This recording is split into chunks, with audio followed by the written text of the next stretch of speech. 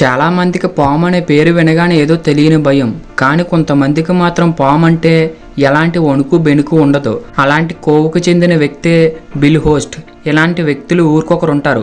ఈయన గొప్ప ఏంటని అనుకుంటున్నారా? అమెరికాకు చెందిన బిల్ తన జీవిత కాలంలో దాదాపు ఈ భూమిపై ఉన్న విషపూరిత పాముల విషాన్ని తన శరీరంలోకి ఎక్కించుకున్నాడు.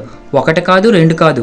Cobra, green mamba, sea snake, African tree snake వంటి 173 జాతుల పాముల విషాన్ని తన శరీరంలోకి పంపించుకున్నాడు. బిల్ తన రోగనిరోధక శక్తిని పెంచుకునేందుకు ప్రతిరోజు 32 విషపూరిత పాముల విషాల మిశ్రమాన్ని శరీరంలోకి ఇంజెక్ట్ చేసుకునేవాడు.